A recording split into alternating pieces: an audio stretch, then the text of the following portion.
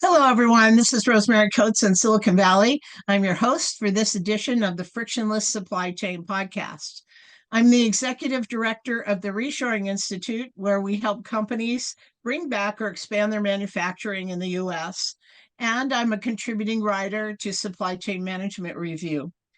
Today, I'm delighted to introduce you to Anne-Marie Jonkman, Senior Director of Global Strategy at Blue Yonder.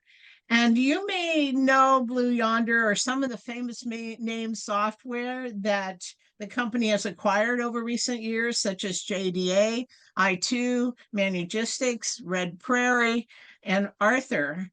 Anne-Marie has a big job overseeing customer needs and strategies, but I'm going to let her tell you about that and what she's working on to create at Blue Yonder. So welcome, Anne-Marie.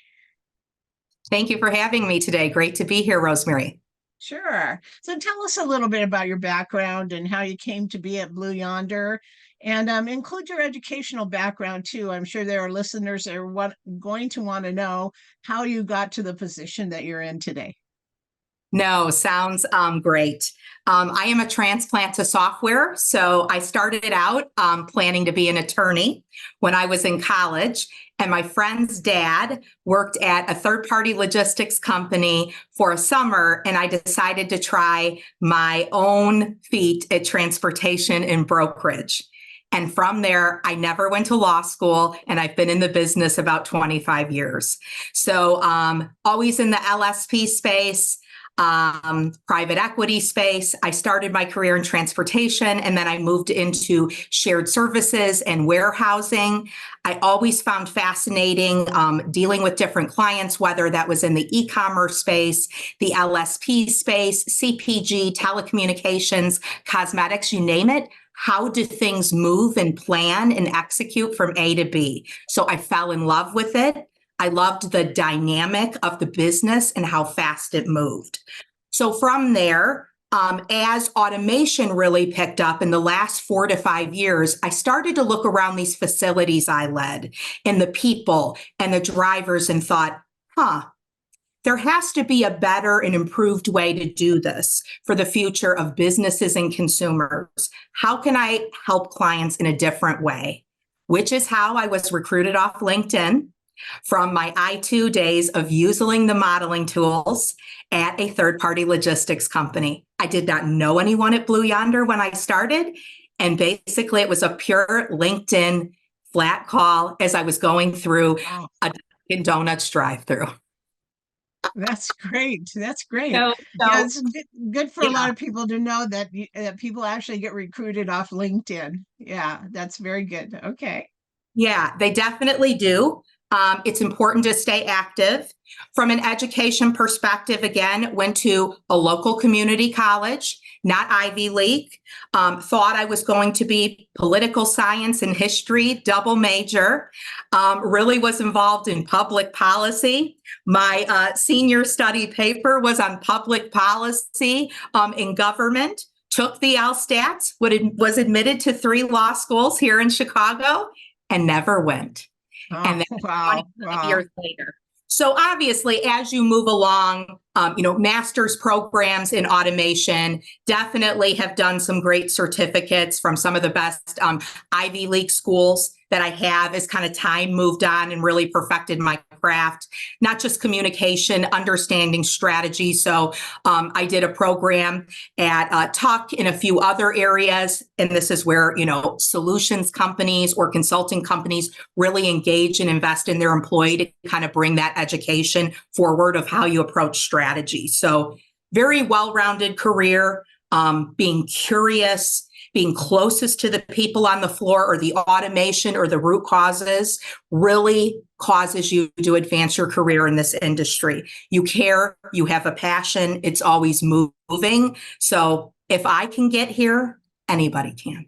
I love that. So many of the people we talk to on this podcast, many of the women that we talk to on this podcast have come up through the ranks in various positions and have done operations and all sorts of things. And I think it's really good advice that women think about various opportunities as they're moving upward in their career to experience different industries and different companies and so forth. So good for you. That's wonderful.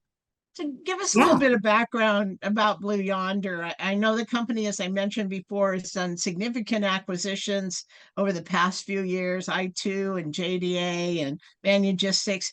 That's a pretty broad range of supply chain solutions. So how are Blue Yonder solutions now being offered to your customers? So tell us a little bit about the company. Yeah, I have to say, I've been here a little shy of 2 years and I'm impressed. I was drawn into the I2 products, whether that was modeler or strategist. Coming from a logistics perspective, we traditionally handle end to end for clients when they outsource it. But specifically here, what has been done of all those individual companies from a planning perspective to a full line end line execution, final mile delivery is enable a cloud environment in addition to our biggest company release in December of 23 on a platform. So we know some people have point-to-point solutions, some have on-prem, others are automatically in the cloud. What we did was put that fully together, partnered with Snowflake, partnered with Accenture is one of our partners to really look at our industries. We serve 3 industries: retail, manufacturing, and LSP is how we broke it up. In between there are multiple sub niches. Each group has a different set of values and drivers for their own company. Where are they at? We look at our client's need. So I have a sweet spot to where I can influence the product development, look at where we may have gaps from my business and P&L experience, look at opportunities to where some are early adopters and lighthouse customers and are going to hit the ground running, right? And have already forecasted that in their earnings report to get the value. So we meet clients where they're at. We really explain how software can help and enable their people, how automation can help and enable their people and really improve their workflows for a variety of industries. What the platform and the cloud, and we were the first company to write on Snowflake's direct platform code, has allowed us to do is basically enable a company from end to end, whether that is planning, order management, transportation, warehouse management. Again, we don't want to sell individual niche products. We have a suite of services, and some people believe that and still go to RFP. What we're trying to do is take this technology conversation and train and educate to say, what do you want to do? Where are your goals? What are your shortcomings? Is it P&L internal? Is it you want to be an innovator? Let's talk about those goals and sell value first of the help. And then we can get into what the product does and what that looks like. So Is that what you do? You're interfacing with the customers to talk to them about what their needs are? Yeah. So when you think about it, Rosemary, I'm not pure sales, right? And I'm not a floater. I definitely sit under the business strategy, but my internal customers are obviously sales, pre-sales, as well as our support organizations. But my number one customer is our external customers. They want a person that has been the P&L owner.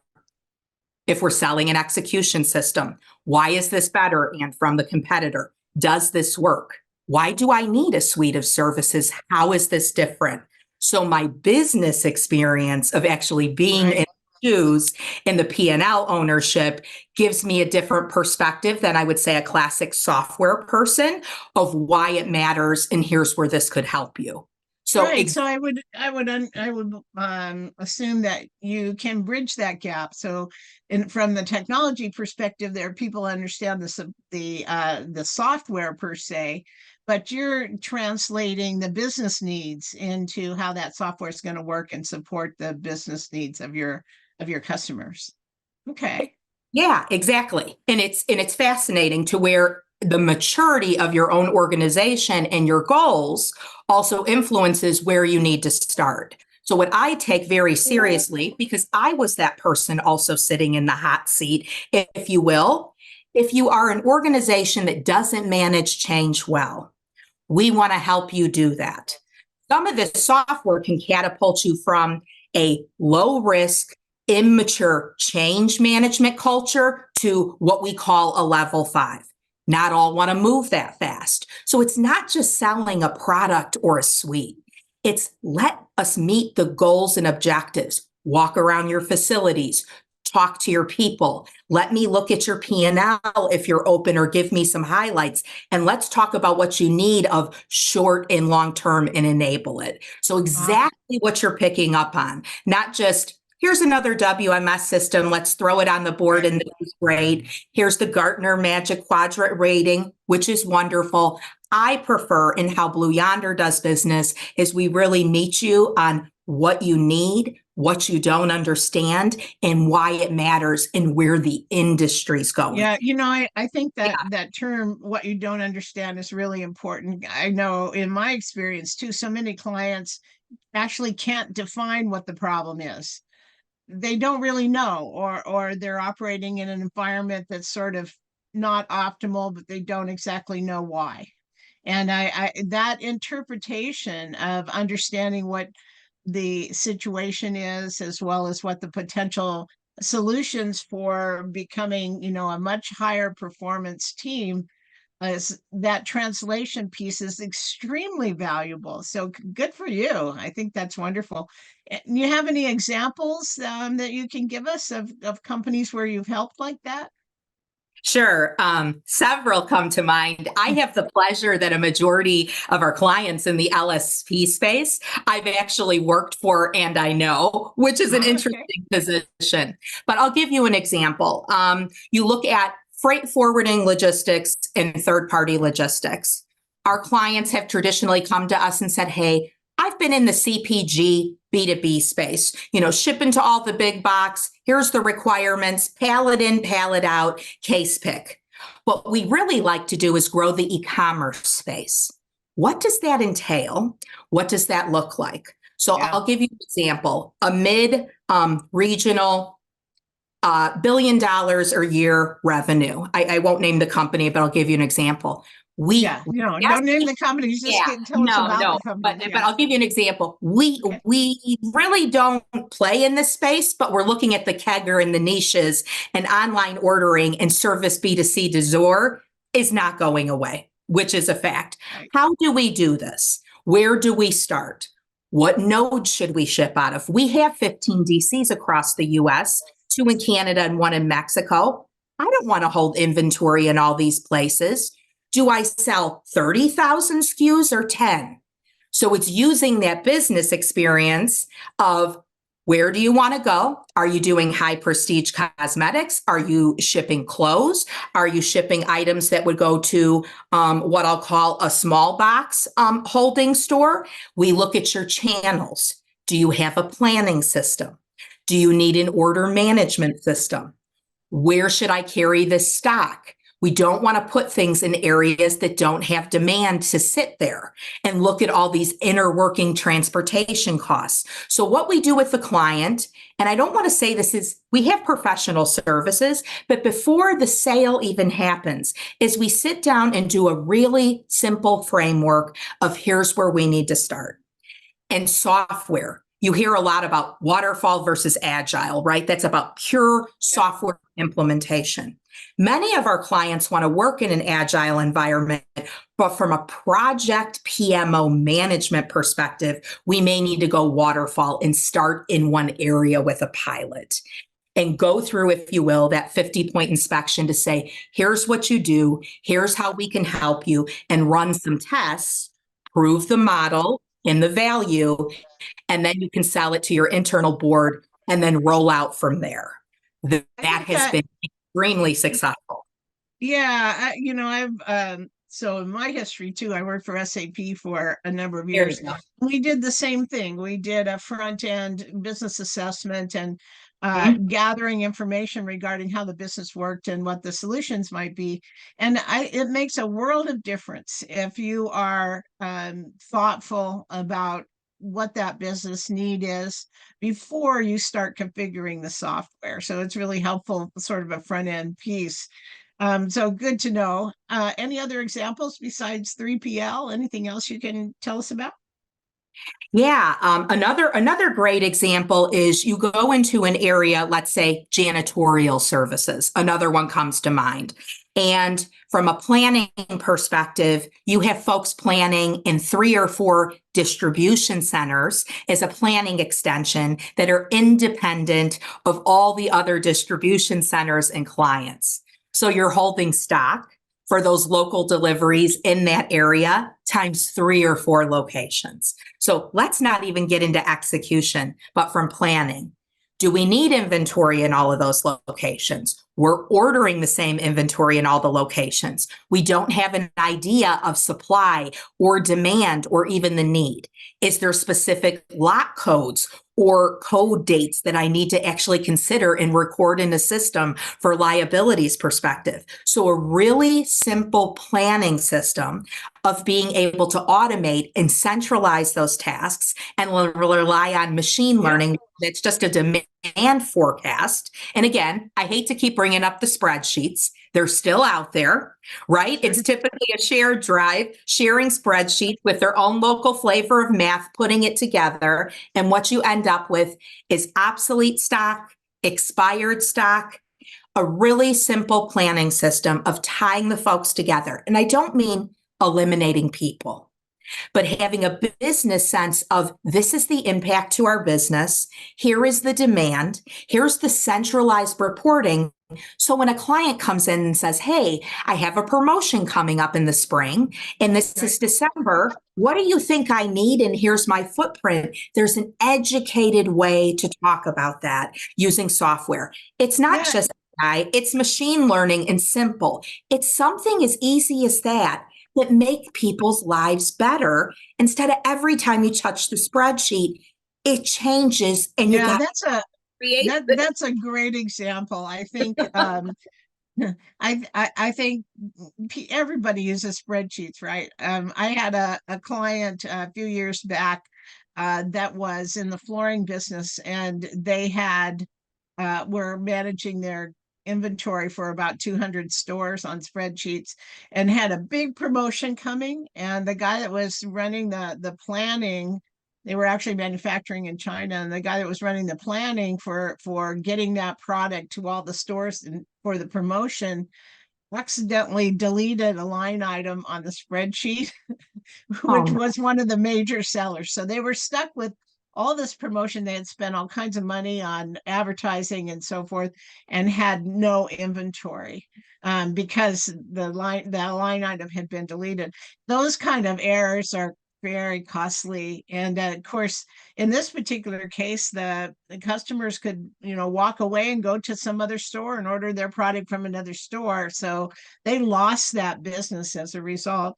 And, implementing a system, at least you don't have to worry about that kind of horrible thing happening. And of course, when you're using spreadsheets, as you know, everybody has a different methodology, and, trying to figure out what somebody else did on their spreadsheet is torture. Torture, right? Exactly. We definitely have our learnings from growing up in this industry about spreadsheets. I agree with you. Sorry to hear that about your client, though. That's a tough one. Well, yeah. And, so, I mean, a simple solution was to implement another module of SAP, for example, that allowed them to integrate with their financials and not lose lines on their spreadsheet, and to be able to plan more effectively. So, yeah, I mean, I think businesses often make mistakes like that, and a migration towards an online system is a much better solution than using individual spreadsheets. Okay, so there are a few areas that are very high concerns for supply chain professionals these days, such as returns processing. I know that's one of your favorite topics, and the use of AI in analyzing operations. Everybody's talking about AI these days. Can you talk a little bit about those two topics? And let's start with returns. Yeah, so returns is hot, and I think it's always been there. Nobody wanted to deal with it because it's right. You have returns coming from all different locations. You have it coming from B2B, B2B, B2C. destroyed? Do I throw it away? How do I get credit to the customer? What is this? Does it match? And then the whole digitization of it and the lost revenue of being able to bring that product back and be able to resell it, whether that's a vendor or to a consumer. So we, Blue Yonder, acquired a company, Dottle, in December of 2023. Great people. They had the ability to where the platform, the physical kiosk locations, one of their largest clients, as I'm sure you could guess who it is, I won't mention it, just in terms of having a physical infrastructure to where you can drop off a return as a computer. What's really neat about this company we purchased is not just the physical. As a consumer, I just want to get it out of my house and get my money back, right? And move on about my business. But from a technology perspective, already having a platform that collects the information, the old school RMA number, if you will, the SKU, the data, the price point, the why. Why is this? Is it a damage? Is it the wrong size? Incorrect? If we just look at it from a retail perspective and won't even go into B2B, it's just so important to be able to recapture that inventory and resell it. But the hidden point of returns is also, should it go directly back to a DC, or is there ability to have mini DCs and drop points to where it can be fully refurbished, if you will, or just brought back in and be resold to somebody else instead of shipping throughout these areas to be able to be touched by a human to be pushed back out. So there was a lot of opportunities just when you look at from an optimization perspective of orders, of really seeing that physical data in the system. So your second question to me, right? And I love this being an operator, the physical, but the second component is really, how does AI help that? The machine. Before we go there, though, I think, Sure. with respect to returns, Yeah. I think in the industry overall, too, there's an expectation that's different these days because of Amazon. When you order something on Amazon, you can instantly return it, take it back to Whole Foods or wherever, and you get an instant refund. And almost no one else can compete with that. So, I know if I order some apparel online, for example, if it's from Amazon, I get an instant refund on it. If it's from some other company, it might take 2 or 3 weeks or 4 weeks to get a refund. And it's really frustrating. It's almost like, why should I order something from that company if it doesn't fit or whatever? It's going to take forever to get a refund. And I think setting the standard in the industry by Amazon has made a lot of companies sit up and take notice and understand that they need to improve their operations. It's the same way with fulfillment. We expect to order something today and it's on our doorstep tomorrow, right? Tomorrow morning. And if you're ordering something online from another business and it might take 2 or 3 weeks to get to you, it's frustrating because we've learned to have really high expectations, right? So Yeah, yeah, I mean that, I totally agree. re-engineering those processes and trying to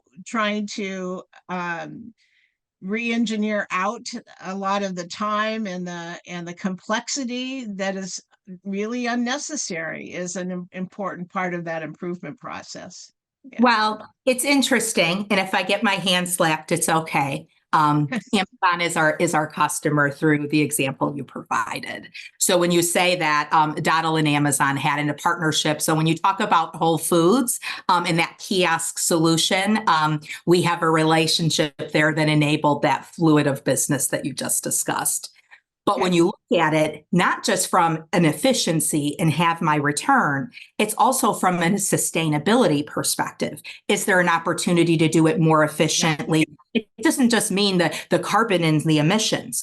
You see now showing up, I'm returning it in the original packaging and it's clear. That doesn't work for everybody with gifts, but you see the adaption and migration of us changing our behaviors. That's Looking right. at carbon emissions, dunnage, you mentioned then for fulfillment. I also have a background there.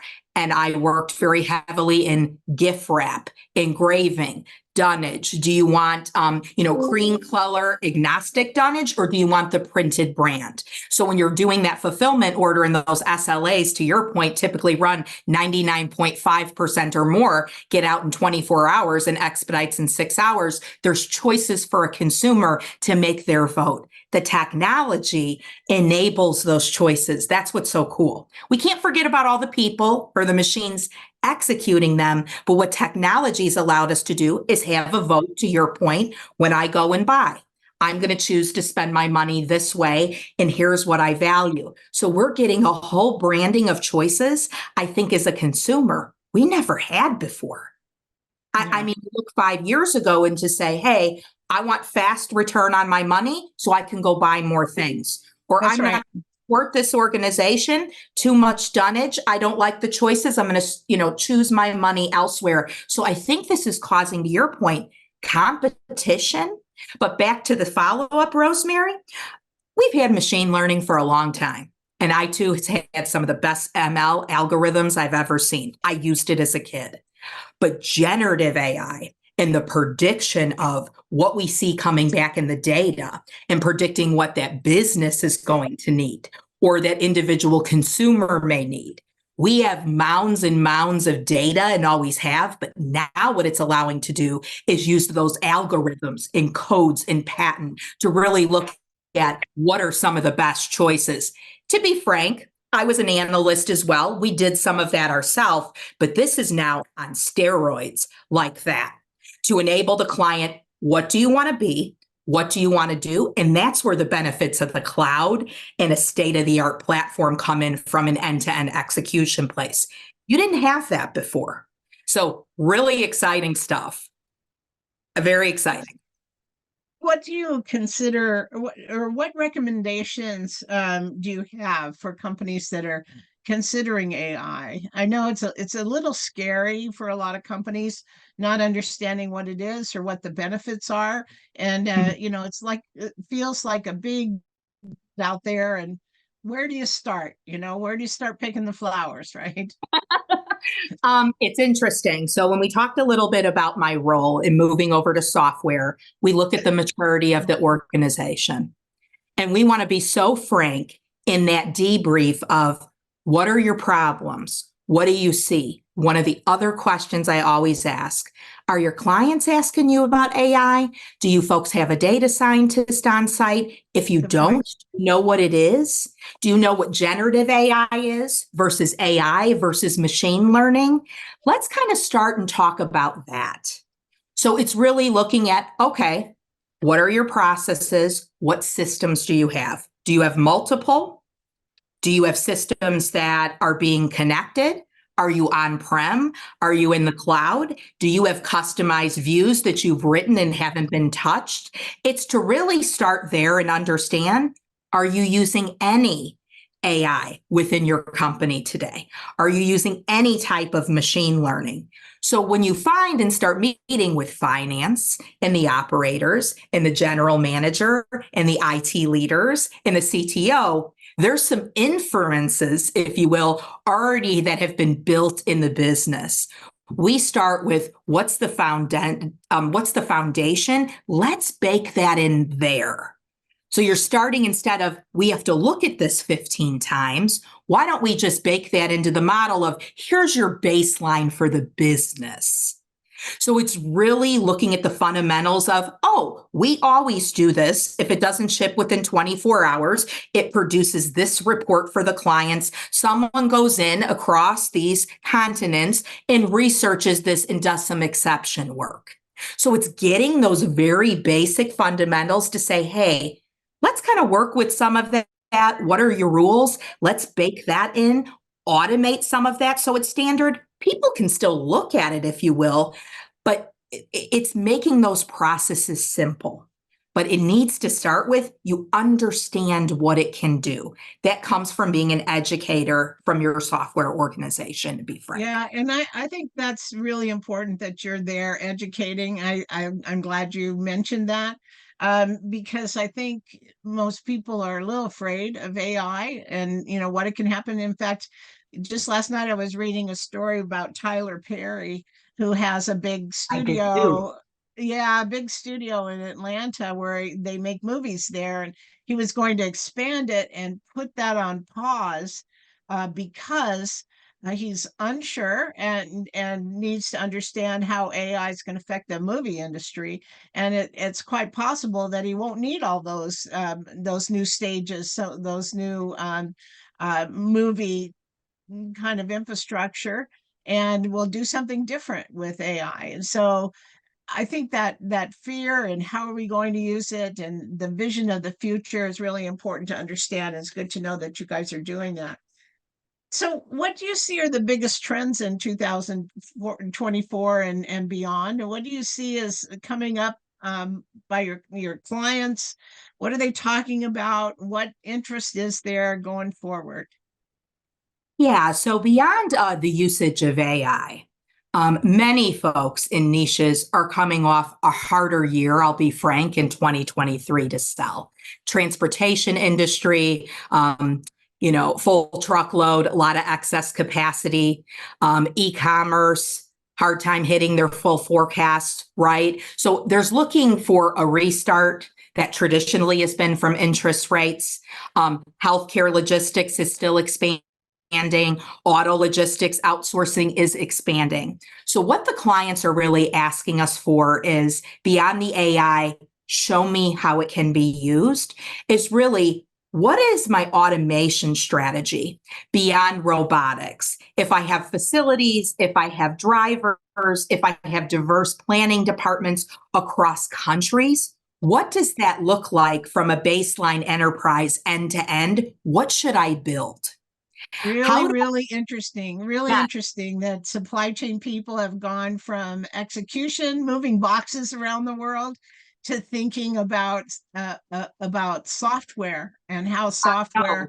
tells them where the boxes are moving around the world. It's a big leap, and I think Yeah, some people are talented enough to move from an execution position into a strategic thought position, but it is obviously a maturing of the supply chain industry all along the board, not only to use software but to think about how software can solve those problems. That's really great.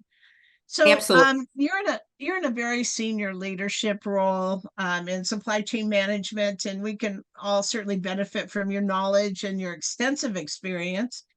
What advice do you have for other women who are up and coming in supply chain management and want to advance their careers? Can you give a quick piece of advice?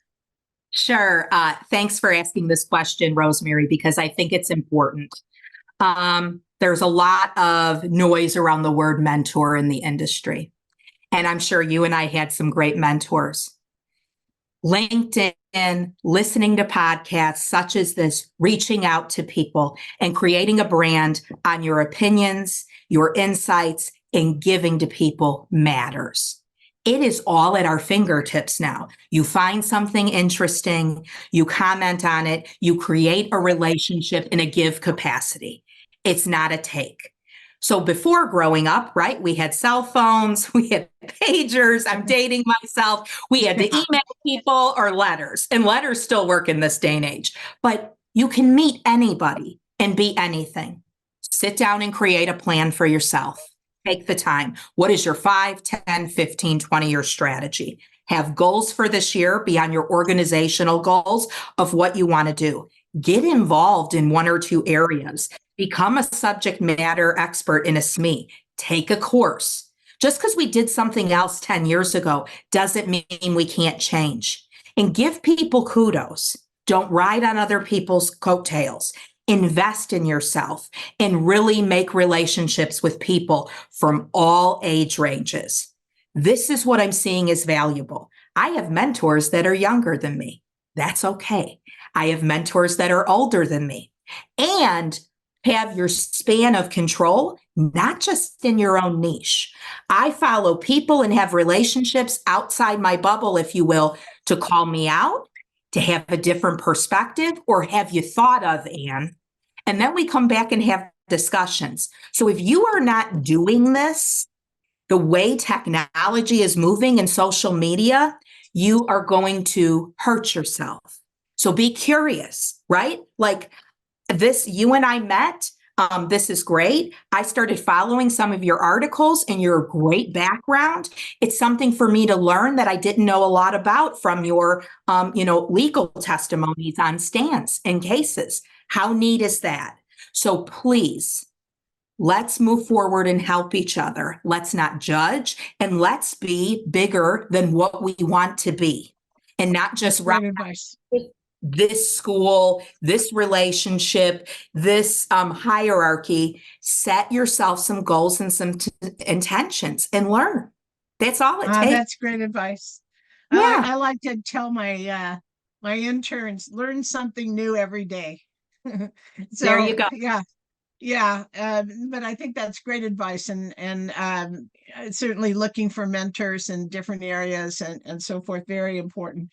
Okay, so Anne-Marie, how do people contact you if they want to get in touch with you?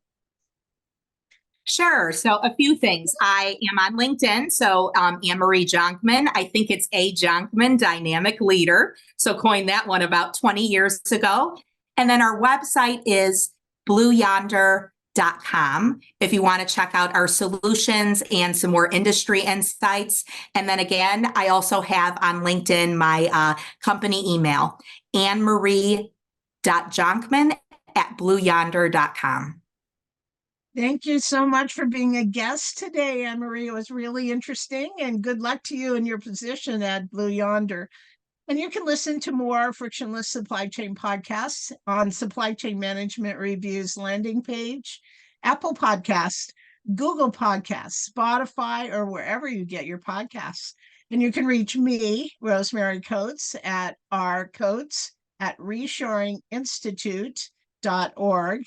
And visit our website, www.reshoringinstitute.org, where we publish all of our research on manufacturing in America. Thanks, everyone. Have a great day. Thank you. Take care.